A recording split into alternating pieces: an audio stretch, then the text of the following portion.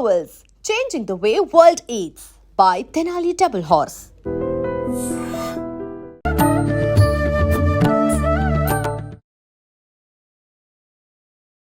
నమస్కారం. Welcome to I dream ధర్మ మార్గం విత్ విజిత కార్యక్రమానికి స్వాగతం. ప్రస్తుతం మనతో పాటు ఉన్నారు ప్రముఖ ఆధ్యాత్మికవేత్త జ్యోతిష పండితులు జేఎస్ శాస్త్రి గారు. ఇప్పుడు వారితో మాట్లాడి మరిన్ని విషయాలు తెలుసుకుందాం. నమస్కారం అండి. నమస్కారం అమ్మా. గురుగారు, ఈ సెప్టెంబర్ 7వ తారీఖున చంద్రగ్రహణం ఏర్పడుతోందని చెప్పి చెప్తున్నారు. ఏ సమయంలో గ్రహణం పడుతోంది, ఏ ఏ సమయంలో విడుస్తోంది, ఆ గ్రహణ సమయంలో ఎటువంటి నియమాలు పాటించాలి? కొన్నిసార్లు చెప్తూ ఉంటారు కదా, గ్రహణం పట్టే ముందలా మనం పాటించాలి, విడిచిన తర్వాత కూడా కొన్ని నియమాలు పాటించాలి అని చెప్పి. అసలు ఏ ప్రాంతాల్లో పడుతోంది, ఎవరెవరు ఎటువంటి నియమాలు పాటించాలో వివరించండి. శ్రీ గురుభ్యో నమ. శ్రీ మహాగణాధిపతి నమ.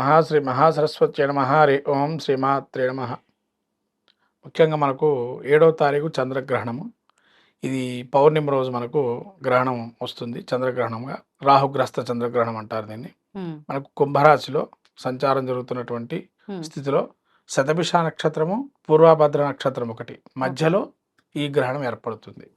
మరి ఎఫెక్టివ్గా ఇద్దరికి పనిచేస్తుందా అంటే ఇద్దరికి పనిచేస్తుంది. రెండు నక్షత్రాలు శతభిష నక్షత్రం 4వ పాదము, పూర్వభద్ర నక్షత్రం 1వ పాదం. అంటే దాదాపు రెండింటి మధ్యలో సంధి మధ్యలో ఏదైతే ప్రవేశం అటేమో అయిపోయే సమయంలో వస్తుంది కాబట్టి రెండు నక్షత్రాలకి బాగా విపరీతమైన చంద్రగ్రహణం ఎఫెక్ట్ బాగా ఉంటుంది. అంటే కుంభరాశి ఆ నక్షత్రాలలో జన్మించిన వాళ్ళకి అంటున్నారా, లేదంటే మామూలుగా ఆ నక్షత్రంలో జన్మించిన ఏ రాశి వాళ్ళైనా అంటున్నారా? ఆ రాశి వారికి ఖచ్చితంగా ఉన్నట్టే. ఇంకా ధనిష్ట నక్షత్రం 3-4 పాదాలు, శతభిష నక్షత్రం 4 పాదాలు, తర్వాత పూర్వభద్ర నక్షత్రం 4 పాదాలు. ఇంకా ఎఫెక్టివ్గా వీళ్ళకి బాగా పనిచేస్తుంది ధనిష్ట నక్షత్రం కూడా. ఎందుకంటే అధిదేవత ప్రత్యదేవతలను ఉంటాయమ్మా ప్రతి నక్షత్రానికి కూడా. ఆ నక్షత్రాదులన్నిటికీ అంటే ధనిష్ట మొదలుకొని ఉత్తరాభాద్ర వరకు ఎఫెక్టివ్ ఏరియా అని చెప్పచ్చు. ఈ 4 నక్షత్రాలకి బాగా ఎఫెక్టివ్గా పనిచేస్తుంది చంద్రగ్రహణం అని. ఎవరికి పనిచేసిన తర్వాత కేంద్రాలు ఉంటాయి, కొన్ని కేంద్రాలు ఉన్నాయి. కేంద్రాలు అంటే కొన్ని రాసుల వారికి ఉంటాయి. కేంద్రాలు అంటే 1, 4, 7, 10 రాసుల వారికి సంబంధించి. మనం ఇక్కడ మన గ్రహణానికి వస్తే కనుక రాహుగ్రస్త చంద్రగ్రహణం రాత్రి 9 గంటల, కొంత పంచాంగంలోనేమో 58 రాశారు, కొన్ని పంచాంగంలో 46 రాశారు. ఏదున్నా మొత్తం మీద పావుదాకా 10 నుంచి ప్రారంభమైతే రాత్రి 1:26 వరకు ఉంది. అంటే దాదాపు చాలా పెద్దది, చాలా పెద్దది సంపూర్ణ చంద్రగ్రహణం ఇది. మొత్తం 3:30 గంటల సమయం ఉంటుంది.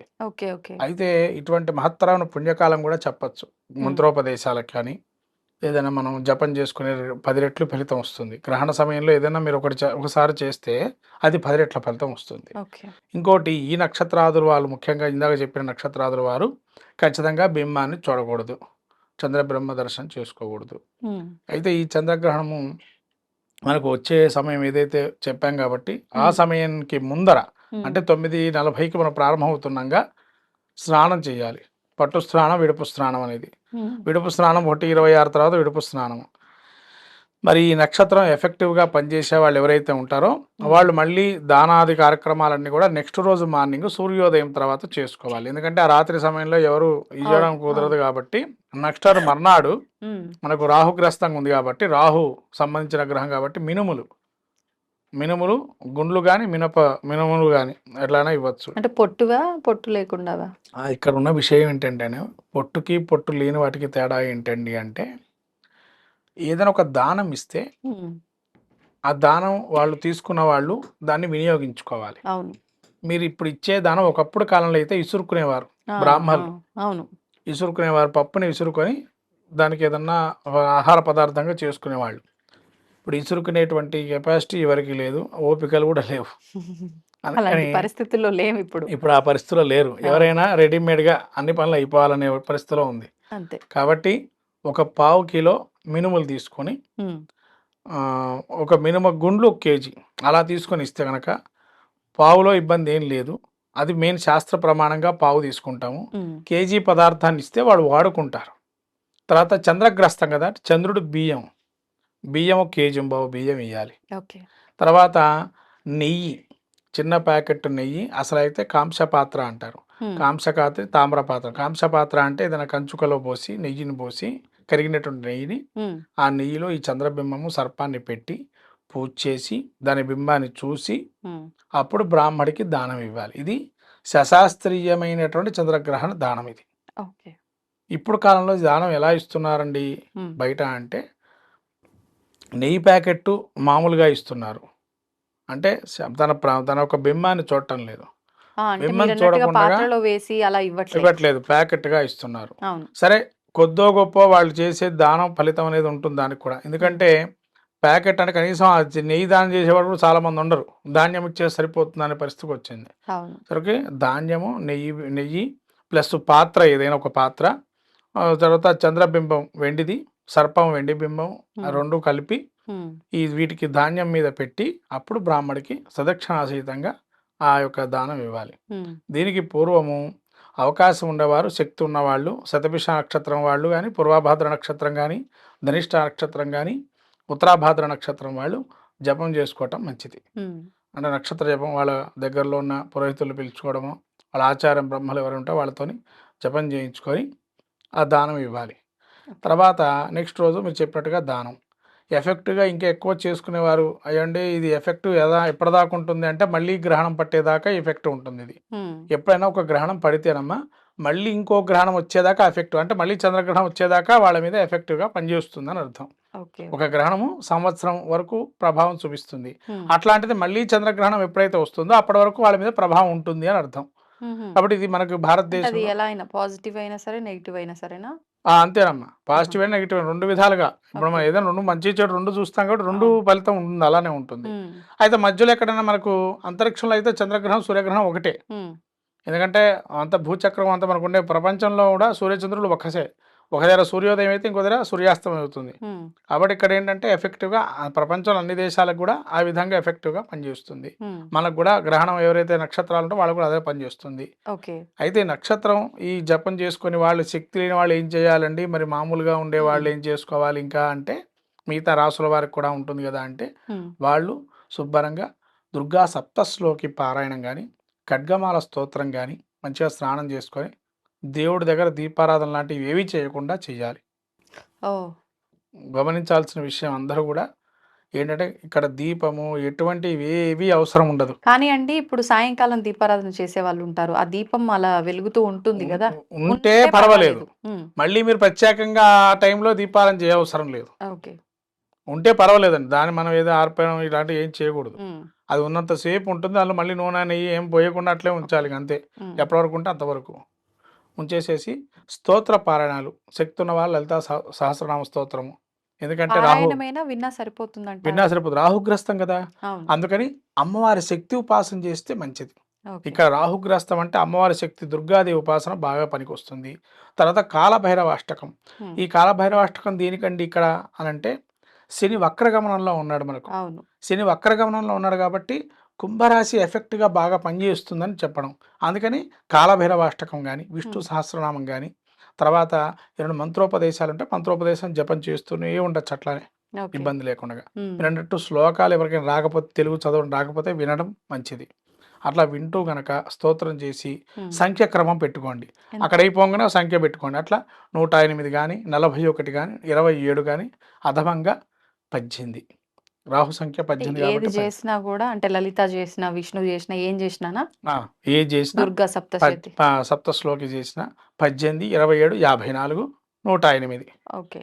లేదా 64 మధ్యలో, అంటే 54, 64 దేనికండి అని అంటే అరమాల కదా అంటే అది అమ్మవారి యోగిని దేవత కాబట్టి 64 అలా అని చెప్పి చేసుకోవచ్చు. కాలభైరవ అష్టకమైనా కూడా అంతే సంఖ్య, ఏదైనా సంఖ్య అంతే. ఓకే. ఈ సంఖ్య రాహుకి డినోట్ చేసే సంఖ్య 18 నుంచి మొదలు పెడుతున్నాను. అందుకనే 18, 27, 54, 108 అలా క్రమంగా పెట్టుకుంటా చేసుకోవచ్చు. ఇంకా ఈ రాహుగ్రహణం అంతా అయిన తర్వాత అభిషేకం చేసుకోవచ్చు శివుడికి. అభిషేకం చేసుకుంటే కూడా గ్రహణ ఫలితం, ఏదన్నా గ్రహణానికి సంబంధించిన దోషాలు ఉంటే పూర్తిగా ఎట్లయినా బాగాలేదు కుంభరాశికి, కాబట్టి గ్రహణ దోషం కూడా పోతుందని చెప్పొచ్చు అభిషేకం చేసుకుంటే. ఇప్పుడు గ్రహణానికి ముందరే కొన్ని గంటల ముందు నుంచే నియమాలు పాటించాలంటారు కదా, ఆహారం ఏ సమయం వరకల్లా ఫినిష్ చేసుకోవాలి ఏంటి, విడిచిన తర్వాత అంటే పొద్దున్న ఎట్లాగూ ఆ నైట్ ఎవరు శుభ్రం చేసుకోవడం అదంతా చేయరు కాబట్టి పొద్దున్న ఏ సమయం నుంచి చేసుకోవచ్చు? ఆహార నియమాలకు వచ్చేటప్పటికి కనీసంగా 4 గంటల బిఫోర్ మన యొక్క శరీరంలో ఏది ఉండకూడదు ఆహార పదార్థం. అంటే అంతా కూడా ఆహారం అరిగిపోయి ఉండాలి. ఇది ప్రథమంగా 4 గంటలు బిఫోర్, అంటే సాయంత్రం 4 లోపల ఎక్కడి అక్కడ అయిపోవాలి. ఇక ద్రవ పదార్థాలకైతే సంబంధం లేదు. శుభ్రంగా కాఫీ, టిఫీ, జ్యూసు ఇట్లాంటివి ఎవరైనా తీసుకోవచ్చు. వాటికైతే ఎటువంటి ఇబ్బంది లేదు. ఓకే. అవి ద్రవ పదార్థాలకు ఇబ్బంది లేదు. కానీ విషతుల్యం అవుతుందని ఆహారం తీసుకోవద్దని చెప్పడం. విషతుల్యం అవుతుంది కాబట్టి మన సూర్యాస్తమయం ఎవరు తినరు. అందుకని బిఫోరే 4-5-4:30 లోపల తినేసేస్తే మంచిది.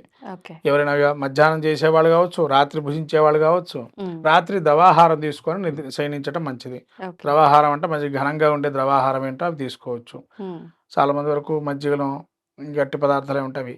మరి అసలు ఆసక్తిగా అనారోగ్యం ఉన్న వాళ్ళు ఏం చేయాలి అంటే వాళ్ళు మనం ఏం చేయలేము. ఎందుకంటే వాళ్ళు ట్యాబ్లెట్లు వేసుకునే పరిస్థితి ఉంటుంది కాబట్టి కనీసం వాళ్ళైనా కూడా సుమారు 7 గంటలకల్లా అక్కడ 7 అయిందంటే గడియారంలో ఖచ్చితంగా తినేయాలి. ఇప్పుడు గర్భిణీ స్త్రీల విషయానికి వస్తే డే సమయంలో అయితే వాళ్ళు బయటికి వెళ్ళకుండా ఒకే చోట కదలకుండా ఉండాలి. ఇవన్నీ పాటించాల్సి ఉంటుంది. మరి ఇది ఎట్లాగో నైట్ సమయమే కాబట్టి వాళ్ళు నిద్రిస్తే సరిపోతుందంటారా? అసలు నిద్రించకుండానే ఉండాలంటారా? ఏ రకంగా? అమ్మ నిద్రించినా కూడా ఇక్కడ శరీరాన్ని అటు ఇటు జరపకుండా ఉండాలి. కష్టం.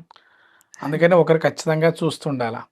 ఎందుకండి అంటే అలా చేయటం వల్ల ఎప్పుడైతే శరీరం మీద ఎక్కడైతే మనం కాలు కానీ చెయ్యి కానీ పెడితే ఆ ముద్ర కానీ లేదా ఆ యొక్క బీజంలో ఉత్పత్తి అయ్యే సమయంలో అది అక్కడికి కొద్దిగా ఫార్మేషన్ కాకుండా ఉంటుందని, అంగవైకల్యంలాగా వచ్చే అవకాశాలు ఉంటాయి. అందుకని చెప్పి ఎట్టి పరిస్థితుల్లో గర్భిణీ స్త్రీలు మాత్రం ఒకటే విధానంగా శయనించేది పెట్టుకోవాలి. అది మీరు గమనించి పక్కన ఎవరైనా కేరింగ్ ఉండేవాళ్ళు మీరు జరగాల్సి వచ్చినా కూడా అలా పట్టుకొని ఉండేట్టుగా ఉండాలి. అయితే వాళ్ళు జరిగితే మాత్రం ఒక అంగవైకల్యం కానీ లేదా శరీర రుగ్మతలు వచ్చే అవకాశం ఉంటుంది. అది ఖచ్చితంగా పాటించాలి. 3:30 గంటల సమయంలో వాళ్ళు ఇది 3:30 గంటల తర్వాత ఇంకా వాళ్ళ ఇష్టం. 1:30 తర్వాత లేచి కాస్త కాళ్ళు నిదానంగా ఆడించుకొని మళ్ళీ మామూలు విధానంగా పండుకోవచ్చు. ఈ విధానంగా స్త్రీ పురుషాదులు చెప్పిన విధానంగా అందరూ కూడా ఈ గ్రహణం యొక్క విధానాలు ఏవైతే ఉన్నాయో పట్టు స్నానం, విడుపు స్నానం చేయొచ్చు. ముఖ్యంగా కుంభరాశి వారు ఇది చేస్తే చాలా మంచిది ఈ ఫలితాలు. తర్వాత ఈ రాహుగ్రస్తం కాబట్టి అందరూ మర్చిపోకుండా ఈ యొక్క దర్భలన్నీ కూడా అన్నింట్లో వేసుకోవటం, తాను వేసుకోవటం, తర్వాత ఇంటి పైన కూడా ఒకటి వేయచ్చు. శక్తిని కోల్పోకుండా, దేవతాశక్తి కోల్పోకుండా ఉండడానికి దర్భలు వేస్తాం. అలా దర్భలు వేసి ప్రతి ఆహార పదార్థాల మీద కూడా అలా వేసుకోవడం వల్ల మనకు విషతుల్యం కాకుండా ఉంటాయి. ఈ విధంగా రాహుగ్రస్తం, చంద్రగ్రహణం యొక్క విశేష అంశాలు. అయితే దీనిలో భారతదేశంలో మనకు సుమారుగా బాగా కనబడుతుంది కాబట్టి భారతీయులందరూ పాటించాలి.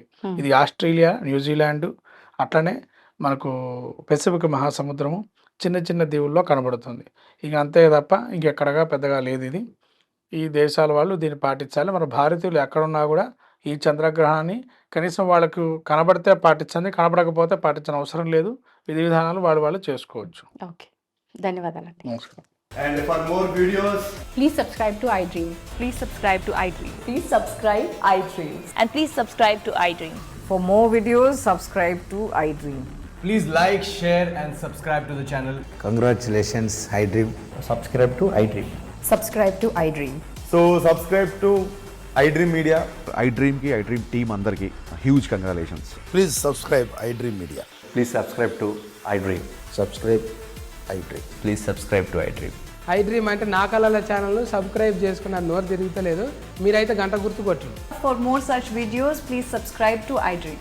Subscribe to iDream. Please subscribe to iDream. Please subscribe iDream Media. Please do subscribe to iDream. Please subscribe to iDream Media. For best entertainment and information, please subscribe iDream. And don't forget to subscribe to iDream.